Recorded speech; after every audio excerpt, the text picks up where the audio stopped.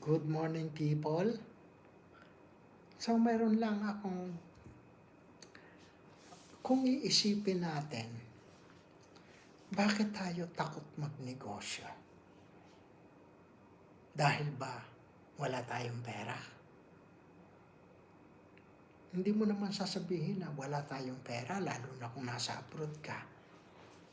Tama? Kasi hindi naman natin kailangan yung napakalaking halaga para magtayo ng negosyo. Maraming klase ng negosyo na maliit lang ang kapital. Pero po pwede kang kumita ng malaki. Bakit pagdating sa mga liability, open tayo? Yeah. Pagdating sa mga luxury, yan yung mga liability na tinatawag Magandang cellphone. Imaginein mo, iPhone 17, iPhone 16. Mahigit 1,000 yan. Pero kaya natin bitawan. Bumili tayo ng sasakyan.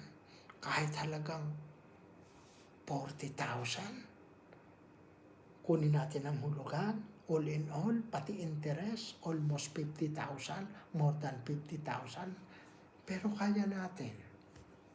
Hindi na tayo nagsasadya sa mga kapatid natin. Hindi na tayo humihingi ng advice.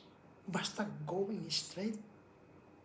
Yung mind mo, gusto ko yan. Bibiling ko yan. Kahit hindi mo kaya.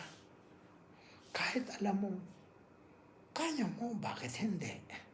Pero kung iisipin mo, napakatagal na bayarin at hindi ka nakakasiguro dahil alam mo naman na sasakyan, pwedeng masira, pwede kang maraming mga risk na pwedeng mangyari. Pero okay lang. Tama? Pero kapag pinag-usapan yung negosyo, bakit ayaw mo? Ayaw mo maglagay ng kapital.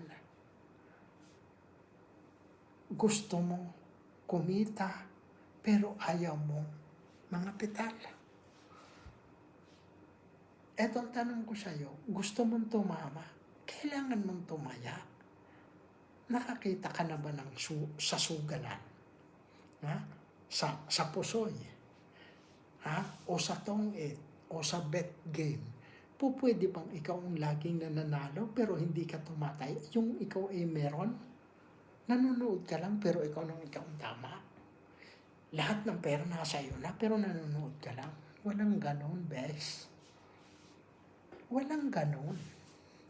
Kung gusto mong manalo, kailangan mong tumaya.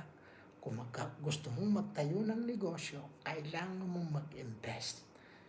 Kung gusto mong bumili ng luho, kailangan mong mag-invest. So lahat ng bagay, kailangan mag-invest.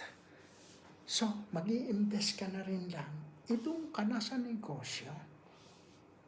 Tama? Tingnan mo yung mga Chinese. Bakit napaka-successful nila pagdating sa business? Kasi hindi sila umaatras. Hindi sila sumusuko. Kahit na mangungutang sila. Alam mo ba mga Chinese nangungutang din yan? Yung mga nandito? Meron yung mga bangko na inuutangan. Bangko nila. Hindi sila po pwedeng umutang dito sa labas. Lalo na kung magtatayo sila ng negosyo na wala silang pera. Kaya meron din yung finansyamentong kanila. So, uutang ang mga yan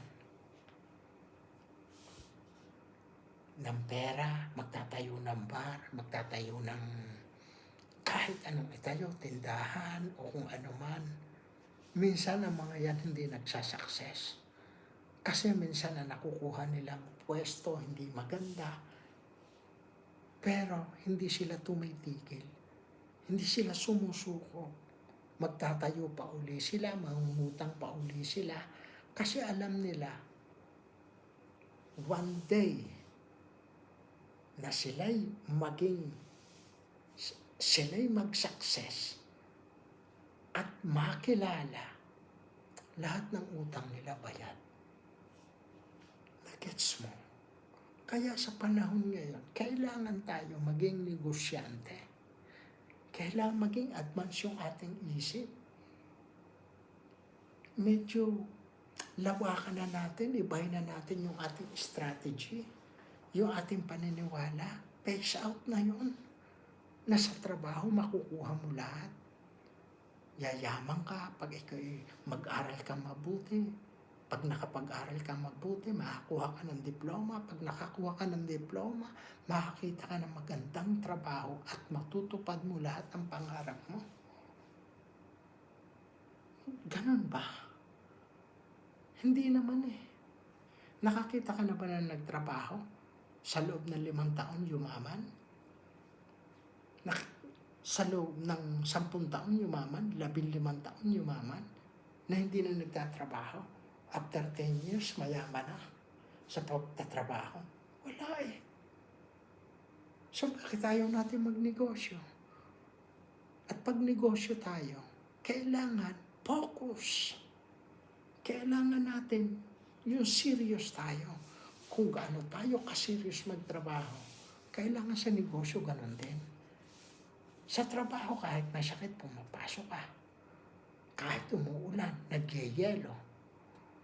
Ha? Pero sa negosyo, hindi natin kayang pagtabag. Hindi natin kayang pagtiyagaan. Pero sa negosyo ng ibang tao, kaya natin ipaglaban kahit buhay natin ang nakataya. Nagets mo? So, next time, pag-usapan natin, ituloy natin para sa mga training natin, mga motivation, para sa mga gustong magtayo ng negosyo, at para sa mga walang kapital na gusto rin magkaroon ng negosyo, tatalakayan natin yan. Baka gusto mong mapabilang sa grupo ko. So, comment ka lang kung nasaan ka. Kung nasaan bansa ka, kung nasaan lugar ka, kung anong lahi mo. Siyempre, Pilipino ka, alam mo, dahil Tagalog ako.